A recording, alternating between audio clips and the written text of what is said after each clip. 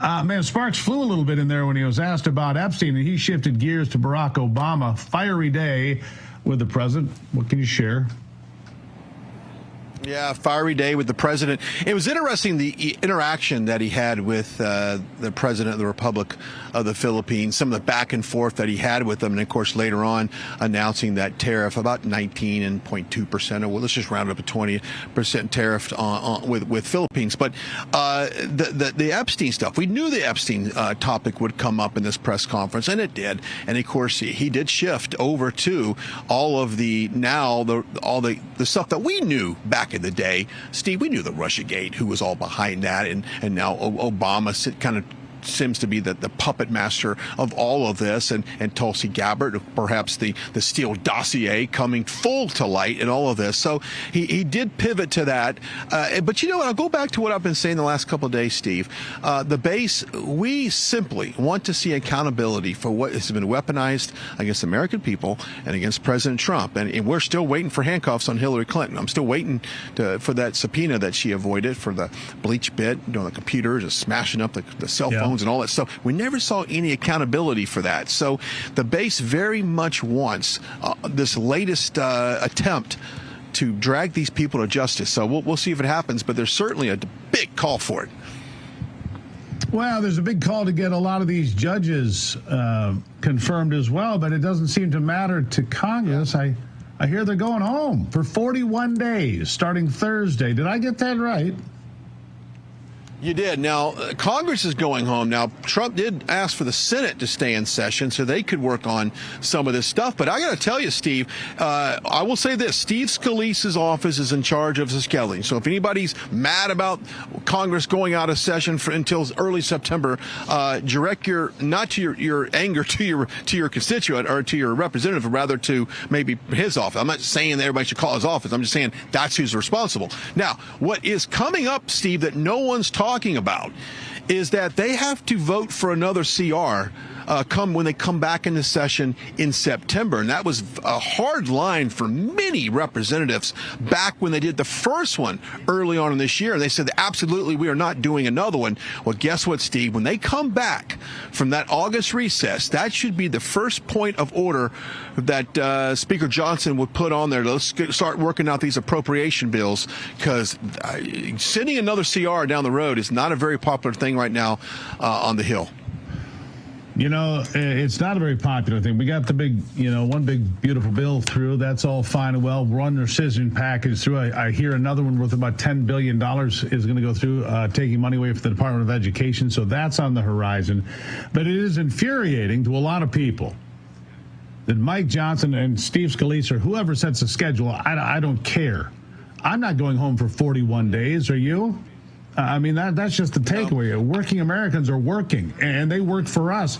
And okay, maybe they have to come back to their district and talk to people, but that's not really what's going on. It's just coast time. We don't have time to coast in America. That's why people are upset, Brian. No, I totally get it. And for someone who knows directly what people do when they're not in Congress, yes, many of them go back to their districts, to their district office, go see the constituents, hold town halls.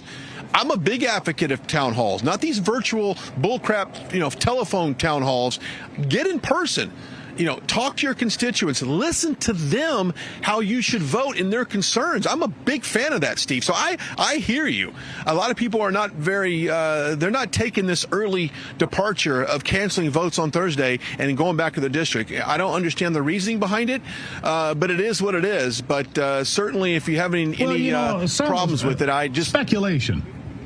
Yeah, speculation on social media so they can avoid this Epstein vote of forcing the release of the Epstein documents. But on the other side of that, Ghislaine Maxwell, that's apparently going to be meeting with members of the Department of Justice to discuss what she might say if she's brought forward and how that might play out. That's kind of a big, important development, because one of the sore spots for the Trump supporters, is also the release of the Epstein information, whether you call it a file or whatever you want. People want transparency. They want to know who were the criminals, who were the pedophiles, who were the sexual, predators, and they want them held accountable, right?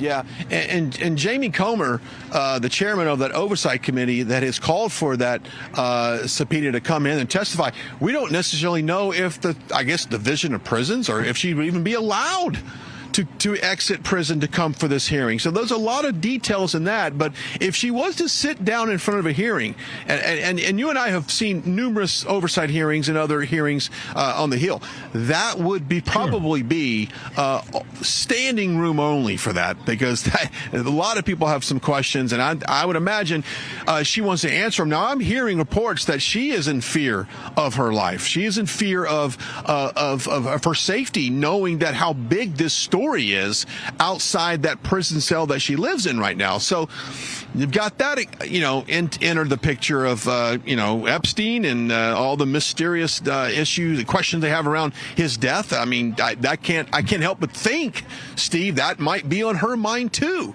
if she was to come forward. Well, I don't know, if she were to testify in public, that would be the biggest circus in a long time, and that's saying something, all right? I agree. But if she gives a deposition or goes behind closed doors, that would be an important first step. We'll see how that plays out. A lot happening, of course. The news cycle doesn't get boring there for you, does it? I think that, people are watching not only the ObamaGate scandal, the auto pen scandal, the Epstein scandal, and everything else. Brian, never a dull moment. I'll give you the last word. No, there's not. There's never a dull moment. I will say this. In that Oval Office, I asked President Trump about a new bill that's being introduced. It's got to go through rules, get everybody to sign on it. It has no tax for home sales, for capital gains for your primary home. This is huge. Talk about no tax on tips, that would be overtime, huge. Social Security. That would be huge. But President Trump, in the very infant stages of learning about this bill. So if he gets a hold of this thing and puts a stamp of approval on it, I can see Congress getting it through rules, voting for it, sent to the Senate. That's going to open up the housing market, Steve. It's going to be huge. I heard today there was a big National Realtor Association was on the Hill talking to people of Congress saying, we got to get this bill passed. So first I've heard of it, and I've got to say this, the house that people live in is oftentimes their biggest asset. Not always, but oftentimes. Yep. Usually is. And if they can sell it without a tax implication and no capital gains because you bought it in 1970 for $100,000 and sold it for $1 million this year, that's a big deal, Brian. All right, we'll keep an eye on that. Brian Glenn, it is right there at the White House. Thank you, Brian.